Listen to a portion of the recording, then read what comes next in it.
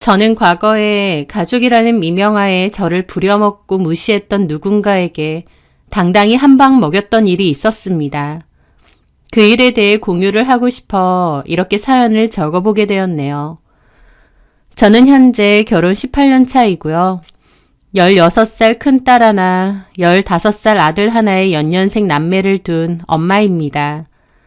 저희 시댁에도 남편과 연년생인 시동생이 하나 있는데요.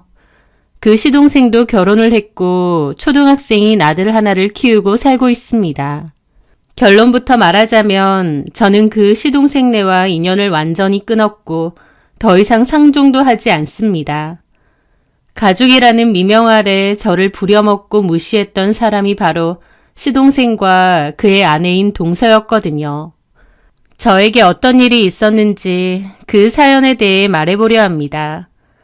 저는 남편과 멀리 떨어진 지역에서 장거리 연애를 했어요. 그러다가 결혼을 하게 되면서 합치게 되었는데 제가 남편이 있는 지역으로 오게 되었죠. 원래 다니던 회사는 그만두고요. 사실 저는 회사 일 하는 것도 재밌어 했습니다. 그만두고 싶지 않았죠. 하지만 남편을 사랑하는 마음이 더 컸기에 모든 것을 정리하고 남편을 따라 올라온 것이었습니다. 결혼하고 바로 아이가 생겼고 그때부터 집안일과 육아를 전담해서 했습니다. 남편은 제가 워낙에 활동적인 성격이다 보니 집에만 있는 게 갑갑하지 않을까 걱정했는데 웬걸 집에서 살림이랑 요리에 흥미를 붙이니 그것도 너무 재밌는 거예요.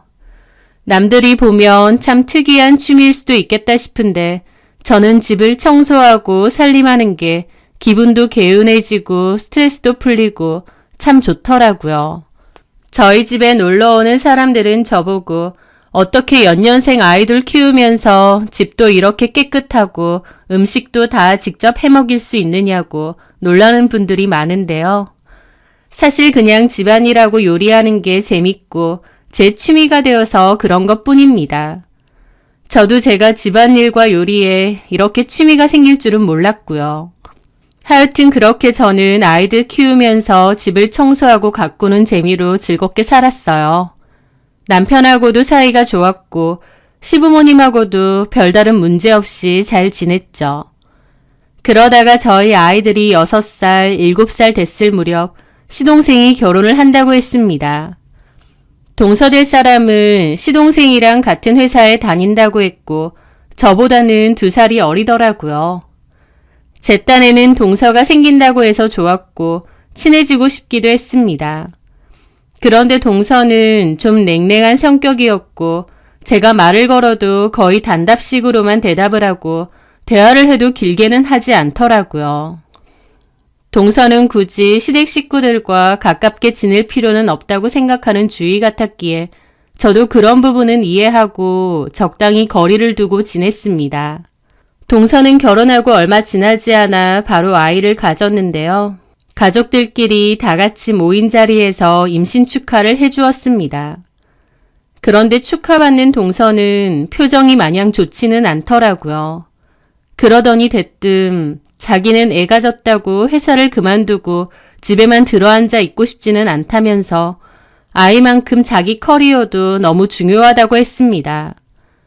그 식사 자리에서 그 누구도 아이 가졌으니 일을 그만두라거나 하지도 않았는데 갑자기 저 얘기를 진지한 표정으로 하더라고요. 솔직히 저는 여자도 직업이 있어야 된다고 생각해요. 결혼하고 애 가졌다고 남편만 믿고 덜컥 일 그만두는 경우도 많고 그런 여자들 꼭 가정주부도 직업이다 그러는데 솔직히 저는 그 말도 이해가 안 돼요. 수입이 없는데 어떻게 그게 직업이 될 수 있겠어요. 저는 제 커리어도 너무 중요하기 때문에 애 때문에 회사 그만둘 생각은 없거든요. 저도 옆에서 그 얘기를 듣는데 솔직히 제 입장에선 그 말이 그렇게 듣기 좋은 건 아니었습니다. 제가 결혼하고 직장을 옮기면서 다니던 회사를 그만둔 상태였는데 꼭 저 들으라고 하는 말 같았거든요. 그리고 동서는 시부모님께 그러더라고요. 그래서 말인데 육아휴직을 1년 끝내고 나면 어머님 아버님이 애 좀 봐주실 수 있죠? 동서는 회사를 계속 다녀야 되니 아이를 봐달라 그 말을 하고 싶었던 것 같더라고요. 어머님은 육아휴직 써서 1년 직접 아이 보고 그 후에는 어린이집 보내면 안 되느냐고 했는데 동서는 그 말에 펄쩍 뛰었습니다. 어머님, 돌밖에 안 된 애를 어떻게 남의 손에 덜컥 맡겨요? 그건 아니죠. 왜 요즘 직장 다니는 엄마들 그렇게 많이 하드만. 저는 그런 거 싫어요. 돌진한 애 보면 완전 애기예요, 애기. 그런 애를 하루 종일 다른 사람이 보게 하고. 저는 그럴 거면 솔직히 애 안 낳고 싶어요. 동서는 기본적으로 말투 자체가 직설적이고 워딩도 센 편이었습니다. 자기가 원하는 바는 엄청 직설적으로 쏘아붙이듯 얘기를 잘하더라고요. 어쨌든 동서는 어머님에게 애를 봐달라고 했고 어머님도 일단은 알겠다고 하셨습니다. 그 후 시간이 흘러 동서는 아이를 출산했고 1년간 육아휴직을 쓰고 육아를 한다고 하더라고요. 그런데 동서와 시동생은 그 1년간 정말 자주 싸우고 사이도 많이 안 좋아졌습니다. 왜냐면 태어난 시조카인 유성이가 잠을 극도로 안 자고 너무너무 예민했거든요. 몇 번 애 대신 봐주러 간 어머님도 학을 뗄 정도였죠. 원래 1년까지는 아기들이 낮잠을 많이 자잖아요. 그런데 유성이는 유난히 낮잠을 거의 안 자고 밤잠도 잘 못 잤습니다. 엄청 예민한 기질인데다 등 센서도 예민해서 내려놓기만 해도 몇 시간이고 안아달라고 우는 것도 다반사였어요. 저는 사실 제 아이들이 둘 다 좀 무던한 편이고 잠도 잘 자서 그렇게 힘든 걸 모르고 키웠는데 시동생네를 지켜보면서 아이가 잠을 잘 못 자면 부모가 엄청 힘들구나 라는 것을 깨달았습니다. 아이가 못 자니 시동생과 동서도 못 자고 그러다 보니 그 둘도 예민해지고 날카로워지고 싸움이 잦다고 했죠. 하여튼 그렇게 싸우다가 1년이 흐르고 동서는 다시 회사에 복직을 하기로 했습니다. 그리고 그때부터 어머님이 유성이를 봐주시기로 했는데 어머님도 그 전부터 걱정이 이만저만이 아니셨습니다. 봐준다고 약속했으니 봐주긴 봐줘야 되는데 유성이가 너무 예민하고 잘 울고 고집도 세고 한 번 울면 몇 시간이고 우는 기질이다 보니 어머님도 시작도 전에 걱정이 많으셨어요. 하지만 해주신다고 했으니 어쩔 수 없이 아이를 돌보셨는데 정말 많이 힘들어 하셨습니다. 어머님 그때 제일 많이 하시던 얘기가 애가 어쩜 저렇게 잠을 안 자냐 죽겠다 였습니다. 밥투정도 심하고 먹는 것도 잘 안 먹기도 했는데 제일 큰 문제는 역시 잠이었죠. 어머님은 유성이를 봐주면서 얼마나 고생을 하셨는지 살이 실시간으로 빠지실 정도였습니다. 우스갯소리로 다이어트가 필요 없다고 하실 정도였죠. 아무리 어머님이 유성이 친할머니라고 해도 그리고 소정의 수고비는 드린다고 해도 그래도 저렇게 고생하시는데도 동서는 별로 어머님에게 고마워하는 게 안 보였습니다. 오히려 어머님의 육아 방식이 좀 마음에 안 든다는 얘기를 한 번씩 했죠. 저랑 엄청 친하진 않다 보니 구구절절 말은 안 해도 한 번씩은 툭툭 얘기를 했거든요. 하지만 옆에서 듣는 저는 동서가 너무하다 싶었죠. 어머님이 저 고생을 하고 애를 키워주는데 고마워하지는 못할 망정 이게 잘못됐네 저게 잘못됐네. 그래서 저도 한 번은 볼멘 소리를 하는 동서에게 그랬습니다. 근데 어머님 요새 허리도 더 안 좋아지시고 많이 힘들어하셔. 올 때마다 살도 빠지시는 것 같다니까. 고생 많이 하시는 것 같아. 저는 동서 기분 상할까봐 저 정도로만 얘기했는데도 동서는 얼굴이 확 굳어서 더 이상 아무 말도 안 하더라고요. 동서 딴에는 제가 어머님 편든다고 생각했던 것 같아요. 저는 동서가 너무 염치가 없다고 생각했고요. 어쨌든 그러던 찰나 유성이가 두 돌이 되었을 무렵이었습니다. 이제는 어린이집 좀 보내자고 어머님이 곡소리를 냈고 동서도 결국 보내기로 했죠. 그런데 어머님이 그 사이에 허리 디스크가 문제가 생긴 겁니다. 원래도 허리가 좋지는 않으셨는데 무리한 육아로 인해 악화가 되셨고 시술을 받아야 된다고 하더라고요. 당연히 유성이는 돌봐주실 수 없었죠. 그런데 제가 알기론 회사에서도 애엄마들은 배려를 해줘서 조기 퇴근도 있다고 들었거든요. 아니면 어린이집에 조금 늦게까지 맡겨도 된다고 했고요. 그런데도 동서는 그렇게 하기 싫다고 했습니다. 조기 퇴근하면 나중에 승진에 문제 생긴다고 했고 또 어린이집에 늦게 맡기고 싶지도 않대요. 그러면서 다시 시터를 구하고 싶다고 했는데 그 화살이 저한테 왔습니다. 형님이 저희 유성이 좀 봐주세요. 사실 저는 어머님보다 형님한테 부탁하고 싶었어요. 아주버님 말 들어보니 형님이 살림도 잘하고 애 먹는 음식도 사 먹이는 거 없이 다 직접 만들어 먹이신다면서요. 소윤이 재영이는 이제 초등학생들이고 다 컸잖아요. 손도 덜 갈 텐데 저희 유성이 좀 형님이 봐주세요. 그러는 겁니다. 다른 사람의 부탁이었으면 충분히 좀 도와줄 수도 있었을 것 같은데 솔직히 유성이는 제가 안 될 것 같더라고요. 어머님이 돌보는 거 제가 옆에서 지켜봐서 아는데 너무 예민하고 고집세서 마음대로 안 되면 들어 누워버리고 제가 감당이 안 될 것 같았거든요. 게다가 동서나 시동생도 예민한 성격인데 괜히 애 봐주다가 무슨 문제라도 생기면 제가 너무 곤란해질 것 같았어요. 그래서 저는 좋게 좋게 웃으며 거절을 했습니다. 나는 좀 힘들 것 같다고요. 그런데 거절을 했음에도 시동생이랑 어머님까지 합세해서 저한테 애 좀 봐달라고 그러는 겁니다. 저는 몇 번이고 좋게 거절을 했음에도 계속 도와달라고 어머님 허리 나을 때까지 애 조금만 봐달라고 자꾸 그러는데 거절하는 것도 너무 불편하더라고요. 그렇다고 대놓고 유성이가 너무 별나고 예민한 데다 동서도 유난스러워서 애 봐주기 싫다 라고 할 순 없잖아요. 제가 계속 다른 핑계 대며 거절을 하니까 더 부탁을 했던 거죠. 형님, 제가 어머님한테 드리듯이 수고비도 드릴 거예요. 그냥 봐달라는 거 아니고요. 이제 소윤이 재영이도 다 컸고 또 형님이 해본 적이 있으니까 잘 해주실 거잖아요. 솔직히 형님, 그냥 집에 있을 바에야 조카 좀 봐주고 돈 벌어가면 좋은 거 아니에요? 누구는 그냥도 봐준다는데 저희는 수고비도 드리잖아요. 동서, 나 수고비 없어도 되고 나도 이래저래 뭐 배우고 일 새로 시작할까 싶어서 준비하려고 그래. 하시면 되죠. 유성이 낮에 어린이집 가잖아요. 3시까지 있고. 3시 이후에 하원만 시켜주시고 저 7시에 오니까 그때까지만 봐주시면 되는데 힘든 거 없으시잖아요. 완전 꿀알바 아니에요?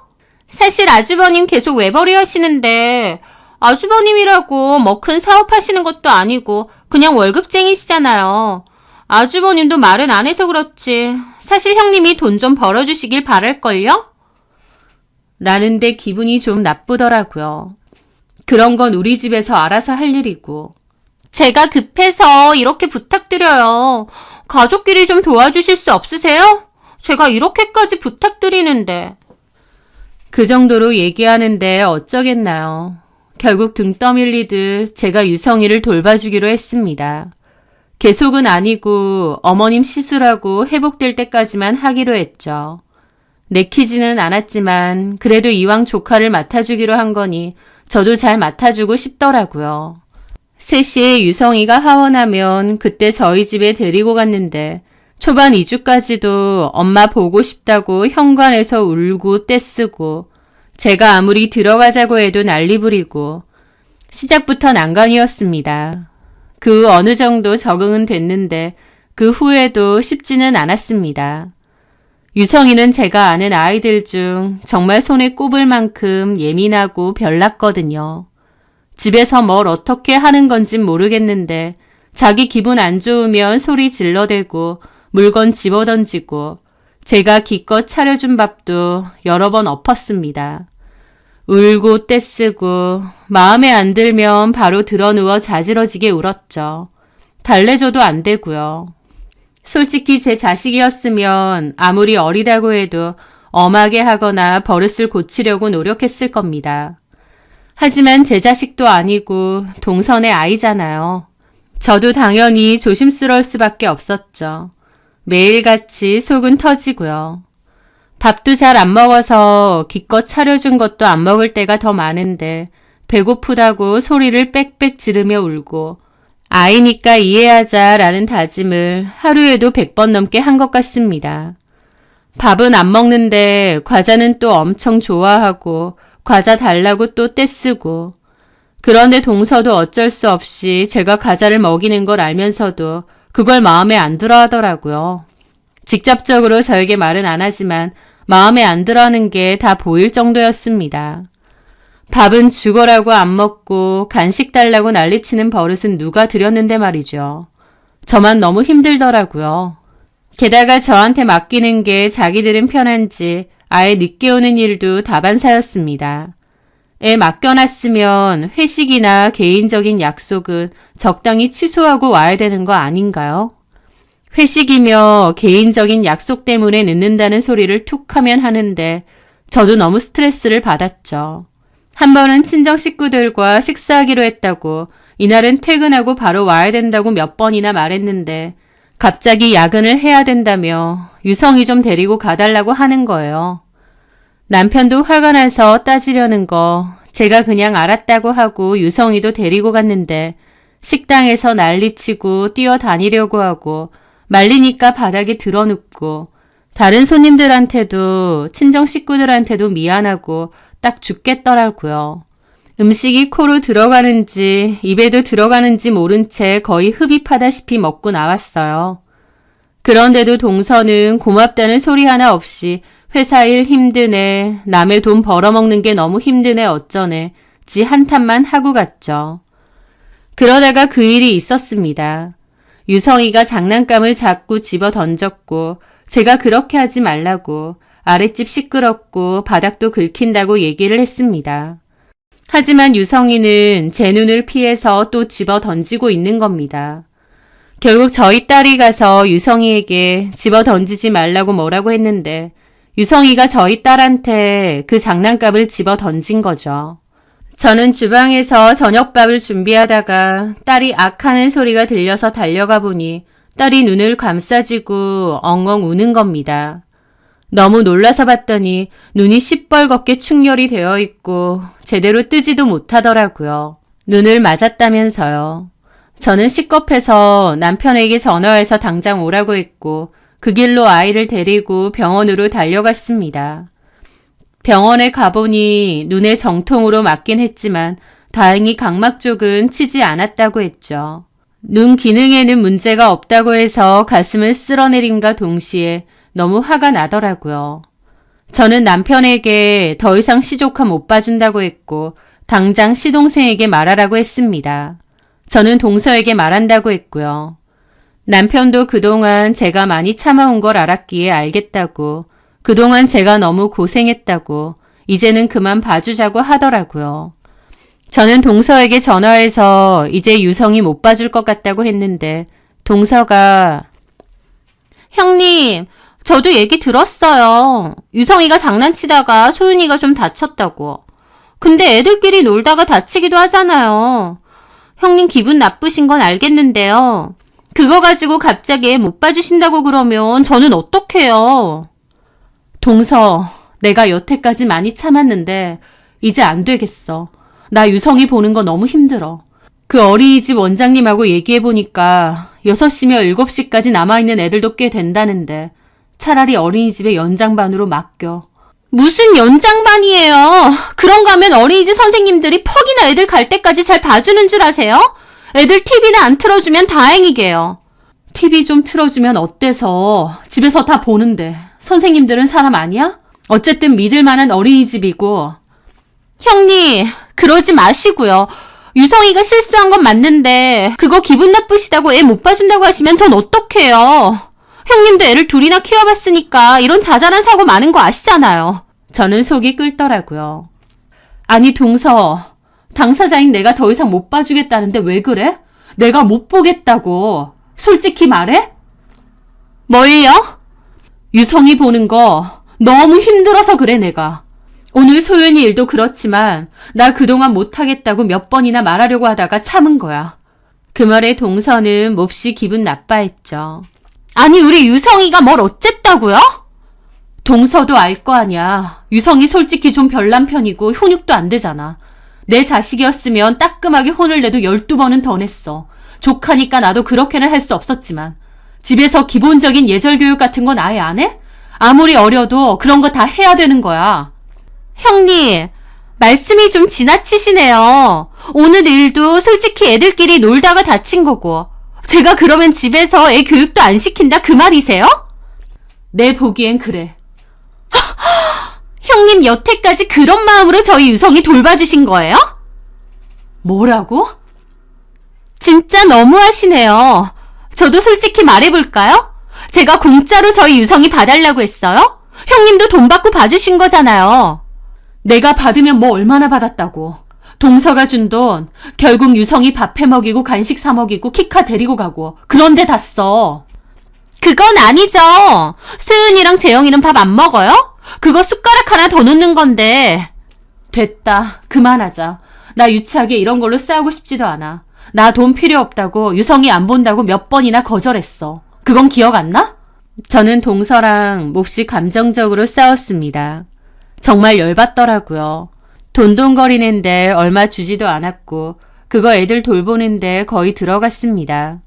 그리고 싫다는 사람한테 억지로 여태까지 지 자식 맡길 때는 언제고 이제 와서 저렇게 나오는데 정남이 떨어지더라고요.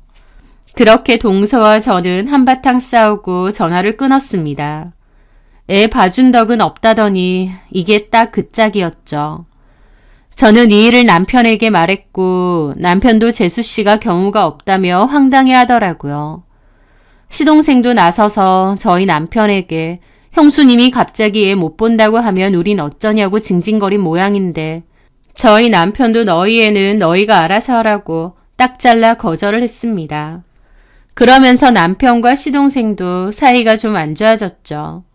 결국 시동생과 동서는 다른 시터를 구해야 되니 이번 달까지만 부탁한다고 하더라고요. 기간으로 치면 10일 정도가 남아 있었죠. 그것도 싫지만 솔직히 여태까지 봐줬는데 10일 더 못 봐주겠나 싶어서 알겠다고 했습니다. 그런데 지금 생각해보면 그때 제가 그걸 안 해줬어야 했습니다.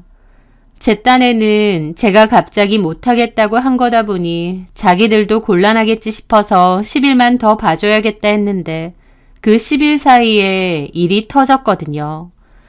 여느 때처럼 유성이를 하원시키고 데리고 왔는데 유성이가 자꾸 놀이터에서 놀겠다고 하는 겁니다. 저는 이제 누나랑 형 올 때 됐으니까 들어가서 간식 먹자고 했는데 유성이가 그냥 놀이터로 냅다 달려가더라고요. 저는 한숨을 쉬며 그래 며칠만 참자 생각하고 놀이터로 갔습니다. 유성이는 겁도 없이 아무데나 잘 올라갔기 때문에 아슬아슬 겁날 때가 많았어요. 제가 이런 데는 가지 말라고 몇 번이나 말해도 제 눈치를 슬쩍 보고는 그냥 가버릴 때도 많았죠.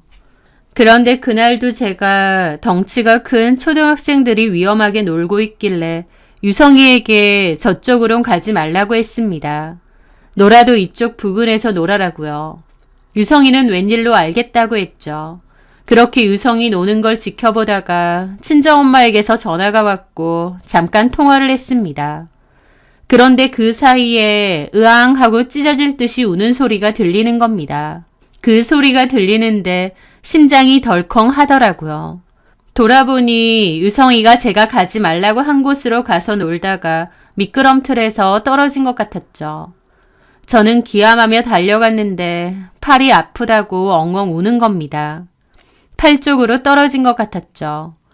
움직이지도 못할 정도로 아파하기에 급하게 일단 119에 신고를 했습니다. 그렇게 급히 병원에 갔고 저는 남편과 동서에게도 전화를 걸었죠.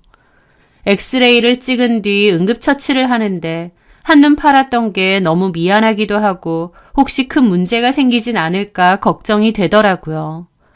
병원으로 남편이 먼저 왔고 그 후에 시동생과 동서도 같이 왔습니다. 동서는 저를 죽일 듯이 노려보더라고요. 저는 애를 제대로 못 본 거니 죄인 같은 기분이었죠. 저는 시동생과 동서에게 미안하다고 몇 번이고 사과를 했습니다. 잠깐 통화를 좀 하려고 보는데 그런 일이 있었다고 정말 미안하다고요. 그런데 동서가 형님, 저희 유성이 싫다고 일부러 이러신 건 아니죠? 그러는 겁니다.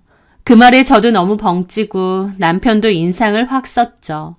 뭔 소리 하는 거예요, 재수씨? 전에 통화할 때 보니까 저희 유성이에 대해서 감정이 상당히 안 좋던데.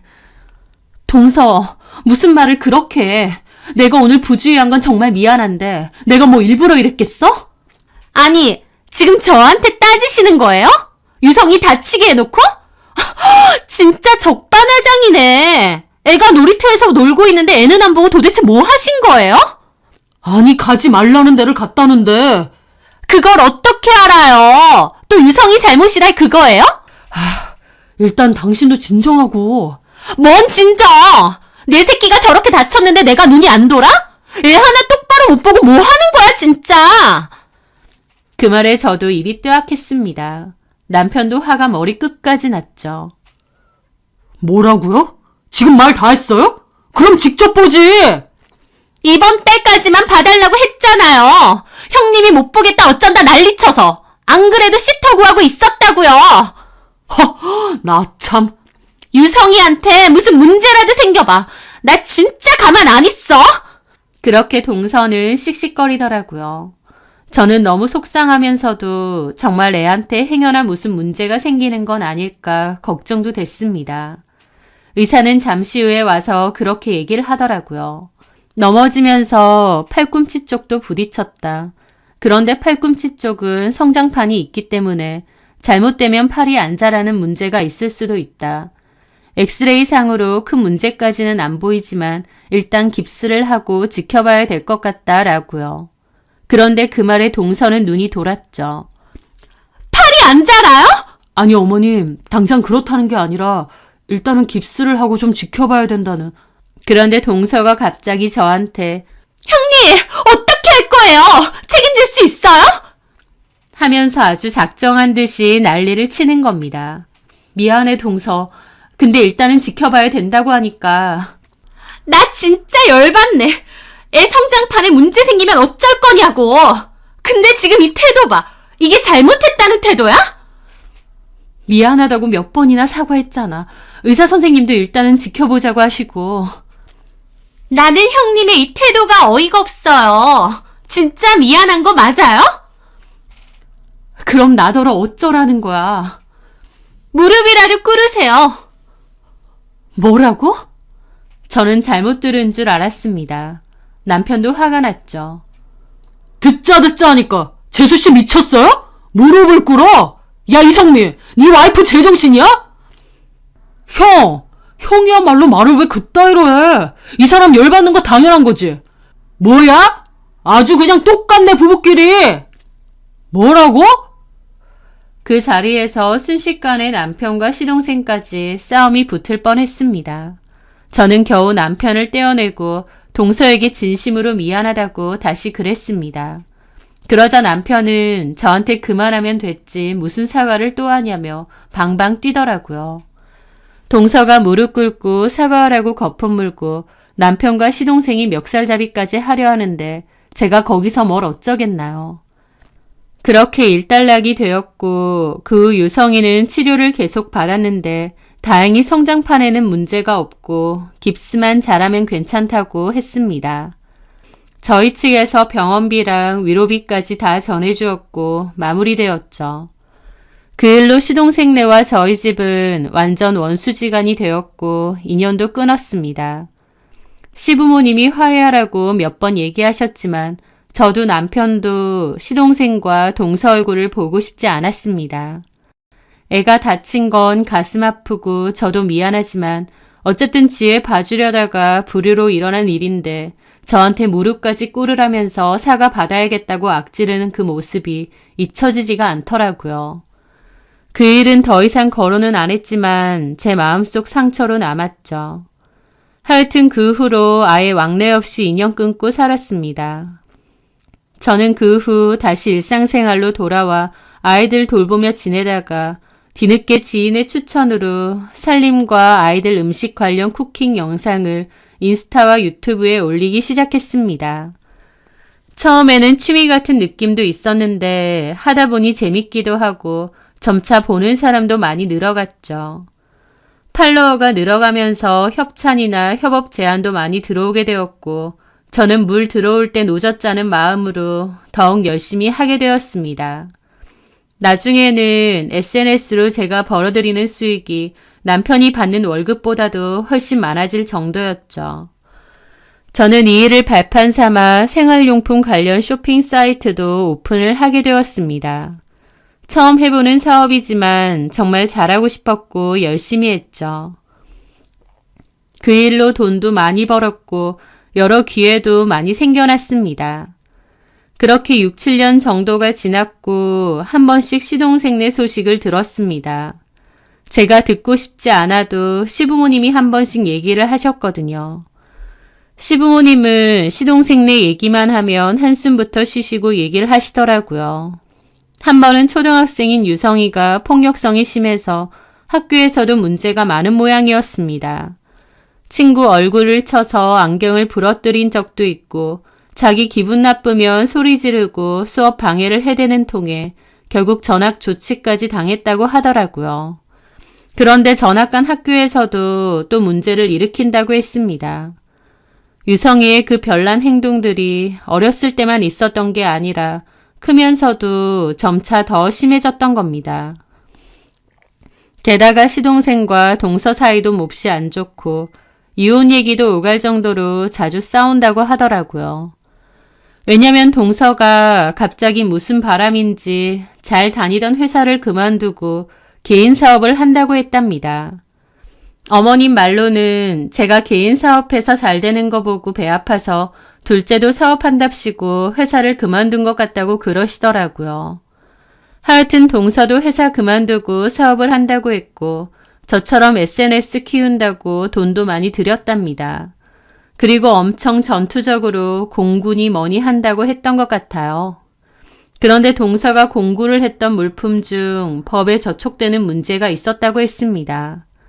화장품을 대리 판매했는데 그 화장품에 법적인 문제가 커서 대리 판매를 한 동서에게도 문제가 생겼다고 하더라고요. 피해자도 여럿 있고요. 하여튼 그 문제가 커서 법적으로 소송까지 당했고 결국 합의금으로 여러 피해자들에게 큰 돈을 물어주었다고 했습니다. 그 일로 인해 원래 안 좋던 동서와 시동생 사이가 더 안 좋아졌다고 하더라고요. 애초에 시동생은 사업이고 뭐고 하지 말라고 말렸는데 동서가 잘할 수 있다고 억지로 밀어붙인 거라고 했습니다. 그런데 결국 이렇게 되니 시동생과 동서는 허구한 날 사내 못 사내 한다는 거죠. 그리고 동서가 힘들게 키웠던 SNS에도 큰 치명타를 입은 것 같았습니다.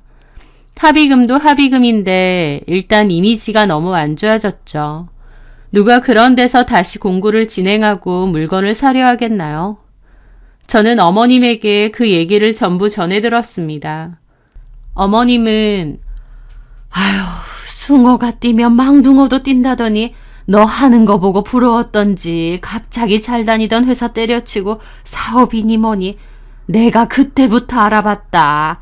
유성이는 학교에서 사고치고 다닌다고 그러는데 차라리 사업이고 뭐고 하지 말고 애나 똑바로 좀 보지. 지 새끼면서 지들이 더 안 보려고 그래. 나중에 어쩌려고 저러는 건지 내가 보다 보면 속이 터진다 아주. 그래서 그 합의금은 다 물어줬대요. 그러고 빚이 엄청 생겼댄다. 그러니 내가 속이 안 터지니? 왜 쓸데없이 일을 벌여. 그냥 회사나 잘 다니던지 그만두고 싶으면 그만두고 유성이나 잘 보던지.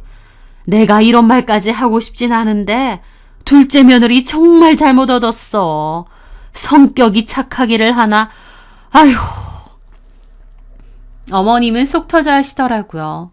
저는 별로 시동생네 일은 궁금하지도 않고 관심도 없었지만 시댁에 가면 어머님이 꼭 한 번씩 얘기를 해주셔서 저는 그냥 네네 하고 들었습니다. 자기는 커리어가 너무 중요하고 포기 못한다면서 애는 남의 손에 다 맡겨놓고도 절대 못 그만둔다고 했던 회사인데 무슨 생각인지 덜컥 그만두고 사업까지. 게다가 그마저도 잘못돼서 빚까지 졌다뇨. 참 동선에도 어지간하구나 싶더라고요. 하지만 나랑은 상관없다 생각했는데 얼마 뒤였습니다. 어머님이 잠깐 집에 들르라고 하신 일이 있어서 갔는데요. 뜬금없이 거기에 동서가 있는 거예요. 그 사건 이후로 얼굴 안 보고 산 지 6, 7년 만의 일이었죠. 저는 별로 동서 얼굴 보고 싶지도 않았는데 어머님은 왜 이런 자리를 마련하신 걸까 기분이 확 상하더라고요. 그런데 동서는 그때와는 180도 다른 얼굴로 막 실실 웃으면서 형님 오셨어요 그러면서 친한 척 하는 겁니다. 제가 아는 동서는 절대 이럴 성격이 아닌데 말이죠. 저는 일부러 동서 쪽은 얼굴도 안 쳐다보고 어머님께 여쭤봤습니다. 무슨 일이세요, 어머니? 둘째가 너한테 꼭 사과할 게 있다고 한 번만 불러달라고 계속 부탁을 하는 거야. 내가 둘째한테 너네 일은 너네가 알아서 해야지 왜 나한테 그러냐고 하는데도 자리만 한번 마련해달라고 하도 부탁을 하길래. 그러자 옆에서 동서가 제가 어머님께 부탁 좀 드렸어요, 형님. 저 그때 일 사과도 좀 드리고 제가 그때 너무했던 것 같아요. 저도 유성이 팔 잘못될 수도 있다고 하니까 속상해서 그렇게 한 거긴 해도 제가 말이 너무 지나쳤어요. 라는데 너무 어처구니가 없는 겁니다. 그 일이 있은 지 6, 7년이나 지났고 그 사이에 아예 남남처럼 지냈는데 이제 와서 사과를 왜 갑자기 한다는 건가요? 지금 갑자기 사과하겠다고 나를 부른 거야? 그래도 가족인데 계속 안 보고 지낼 순 없잖아요. 저도 마음이 내내 불편했고요. 언젠가 한번 형님에게 사과드려야지 하면서도 도저히 기회가 안 생기더라고요. 라는데 그 말이 1%도 진심처럼 안 느껴졌습니다. 도대체 뭔 꿍꿍인가 싶었는데 잠시 후에 본인이 말하더라고요. 저기 형님, 저는 잘 몰랐는데 어머니께 들어보니까 쇼핑몰 사업하는 거 엄청 잘 되신다면서요? 어머님 얘기 듣고 형님 SNS 들어가 봤는데 와, 팔로우가 엄청 많고 형님 완전 잘 나가는 인플루언서던데요? 형님 진짜 멋지세요. 라면서 억지로 아부를 떨어대는 겁니다. 어머님 통해서 제가 예전부터 SNS 했었고 쇼핑몰 사업한 지도 꽤 됐다는 거 들었으면서 본인도 거기에 자극받아서 회사 퇴사하고 사업 시작한 거면서 무슨 최근에 안 것 마냥 시침이 떼는 게 가증스럽더라고요. 어머님께 들으셨죠? 제 얘기. 저도 형님처럼 좀 해보려고 하다가 물건 잘못 팔아서 소송당했어요. 저 진짜 무슨 삼재인지 안 좋은 일이 너무 많아서 너무 힘들고 죽을 것 같아요. 형님한테 마음 못되게 쓰다가 벌 받는 건지. 그러길래 저는 속으로 작작 좀 해라 싶더라고요. 동서, 나한테 무슨 말이 하고 싶어서 그래? 형님, 사업 잘 된다고 어머님 말로는 돈을 엄청 버신다고 하던데. 그래서? 저 염치 없긴 한데 돈 조금만 빌려주시면 안 될까요? 소송 비용으로 생각 이상으로 돈을 너무 날렸고 은행에서는 이미 집 산다고 대출을 풀로 땡겨서 어렵고 어쨌든 저도 이 일로 다시 일어서야 되는데 이제 미천도 없고 근데요, 제가 진짜 좋은 아이템이 있어서 이거 진행해보고 싶거든요. 이거 공구랑 사업 진행하면 다시 만회할 수 있을 것 같아서요. 그 말에 저는 동서를 가만히 보다가 그랬습니다. 참 염치가 없기는 하네. 네?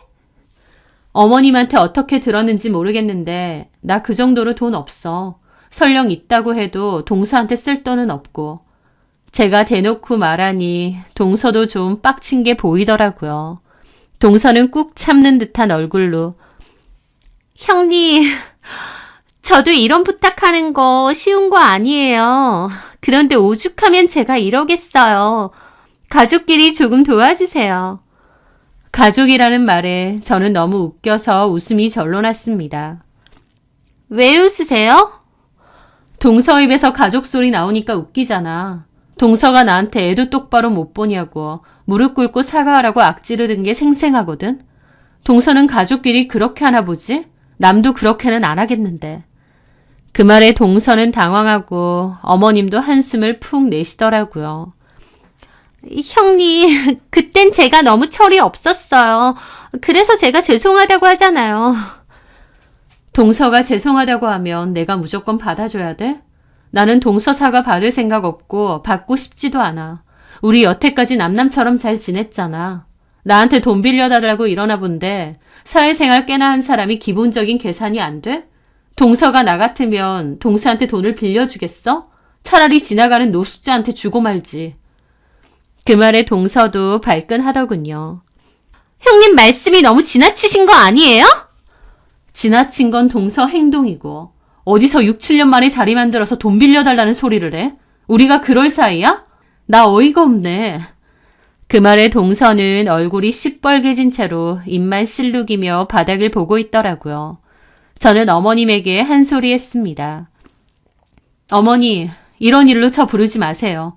제가 동서한테 사과 듣고 싶은 줄 아세요? 저는 동서랑 아예 상종도 하기 싫은 사람이에요. 지 새끼 봐준 거 고맙다는 말 한마디 없이 돈 주지 않았냐 큰 소리 탕탕 치고 애 다쳤다고 저 개 잡듯이 잡으면서 무릎 꿇고 사과하라고 소리 질렀던 인간이 동서예요. 어머님도 모르시는 거 아니면서 어떻게 이런 자리를 마련하세요? 제가 어머님에게 따지자 어머님도 미안하다며 쩔쩔 매셨습니다. 미안하다 첫째야. 나는 싫다고 그랬는데 자리 한 번만 마련해달라고 사람을 얼마나 괴롭히는지. 내 딴에는 그래도 자식들이 등지고 사는 것보다야 푸는 게 낫지 않나 싶어서 미안하다. 내가 생각이 짧았어. 그러더니 어머님은 동서에게 따지셨죠. 내가 싫다고 했지. 너는 이럴 때만 어머님이야. 그리고 너 나한테 뭐라고 했어. 그때 그 일 진심으로 사과만 하겠다며. 그래놓고 돈 빌려달라느니 그런 소리는 또 뭐야. 얘가 아주 웃기는 애네. 기껏 네가 부탁해서 자리 마련해줬더니 왜 나까지 곤란하게 해. 어머님도 화가 나서 동서에게 따졌죠. 동서는 입 꾹 다물고 있었고 저는 먼저 일어나겠다며 가방을 챙겨 일어났습니다. 그런데 그 순간 동서가 갑자기 제 다리를 붙잡더라고요. 무릎을 꿇은 채로요. 저는 진짜 동서가 미친 줄 알았습니다. 뭐 하는 거야? 안 나? 형님, 저 좀 도와주세요. 형님 돈 많이 벌으셨다면서요. 저는 뭐 속 좋아서 이런 부탁하는 줄 아세요? 저 진짜 너무 힘들어서 그래요. 완전 벼랑 끝이란 말이에요. 내 말 뭘로 들었어? 아니면 내가 뭐라고 하든지 말든지 다 개무시하는 거야? 그러면 돈은 됐고요. 저랑 라방 합방 한 번만 해주세요. 뭐라고? 라방 합방은 라이브 방송을 같이 하자는 얘기였습니다. 한마디로 지 SNS를 홍보하는데 저를 이용하겠다는 거죠. 형님 팬도 많고 팔로워도 많잖아요. 저 동서라고 소개해주고 라방 한 번만 같이 해주시면 안 돼요? 형님 그 정도로 영향력은 있잖아요. 저 그 SNS 키우려고 들인 돈이 얼만데요. 이대로 망하면 저 진짜 곤란해져요. 돈 못 빌려주시겠으면 이것만이라도 해주세요. 네? 하면서 필사적으로 저를 붙잡았고 어머님도 그만하라면서 동서를 떼어내려 했습니다. 동서는 제가 돈 못 빌려준다고 단칼에 끊어내니 이판 사판으로 매달리는 것 같았는데 그 광기가 무서울 정도였습니다. 하지만 저도 막무가내 동서의 행동에 화가 나서 다리를 확 빼버렸습니다. 내 얘기 뭘로 들었어? 내가 너를 왜 도와줘? 네 일은 네가 알아서 해. 형님, 정말 이러실 거예요? 제가 무릎까지 꿇었는데? 그 말에 저는 코웃음이 났죠. 무릎 꿇어서 뭐 어쩌라고. 그 무릎 참 가볍네. 동서, 아무 데서나 무릎 꿇는 거 아니야. 그리고 남한테도 무릎 꿇으라니 그따위 소리도 함부로 하는 것도 아니고. 그러자 동서는 저를 노려보며 벌떡 일어났죠. 진짜 너무하시네요. 그때도 애 다친 엄마 심정인 제가 속상하지 형님이 속상하세요? 말 잘했다. 유성이 그렇게 다쳤을 때 내가 부주의한 거 정말 미안했다고 몇 번이나 사과했어. 근데 동서 그때 어떻게 했어? 건수라도 잡은 양 생 난리를 쳤지. 내가 모를 줄 알아? 유성이 핑계로 나한테 갑질 좀 하고 싶었나 본데. 동서, 내가 돈은 못 빌려줘도 진심으로 충고는 한마디 할게. 인생 그따위로 살지 마. 그때 그 지랄만 안 떨었으면 어쩌면 내가 동서 도와줬겠지. 라방? 설령 내가 손해본다고 하더라도 그것도 해줬을 거야. 동서가 또 가족이니 어쩌니 하면 나는 그 말에 또 마음 약해져서 해줬을 테니까. 근데 네가 나한테 무릎을 꿇으라느니 어쩌니 지랄 떨었을 때 너랑 나랑은 가족 끝났어. 여태까지 남남으로 살아왔으면서 이제 와서 부탁. 동서는 정말 생각하는 게 남다르다. 나는 죽었다 깨나도 동서 이해 못하겠어. 여태까지 남남으로 지낸 것처럼 앞으로도 그러자고. 이런 어이없는 부탁 따위 하지 말고. 그리고 저는 어머님에게도 말했습니다. 어머님도 실망이에요. 제가 동서 얼굴 보고 싶어 한다고 생각하세요? 한 번만 더 이런 일로 저 속이고 부르시면 저 어머님 얼굴도 안 볼 거예요. 아유, 큰애야, 내가 잘못했다. 저는 그렇게 그곳을 나와버렸습니다. 뒤에서 동서가 분했는지 울고불고 하고 어머님도 그만 좀 하라고 소리 지르는 게 들리더라고요. 그 후 동서는 손해만 잔뜩 보고 사업을 접었다고 했습니다. 그리고 동서와 시동생은 엄청 싸우다가 결국 이혼 준비를 한다고 들었어요. 그런데 둘 다 이혼 마음은 있지만 양육권 문제로 다툰다고 했습니다. 그런데 골 때리는 게 서로 유성이를 안 데리고 가려고 양육권 다툼을 한다는 거예요. 보통은 부부끼리 아이 데리고 가려고 피 터지게 싸운다는데 시동생네는 서로 안 데리고 가려고 한다는 거죠. 유성이가 워낙 별나고 사고치고 감당이 안 되니까 둘 다 서로 키워라 그러고 있답니다. 진짜 너무 황당하면서 너무나도 시동생과 동서다운 행동이구나 싶더라고요.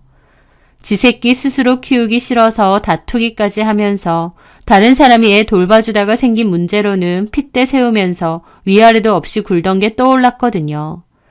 유성이 하는 행동이 딱 지네 엄마 아빠 판박이던데 서로 탓하면서 너 때문이네 하는 것도 웃기고요. 본인들의 잘못이나 실수는 두루뭉술 넘어가면서 다른 사람의 잘못은 쥐잡듯이 잡았던 어이없는 시동생네 부부.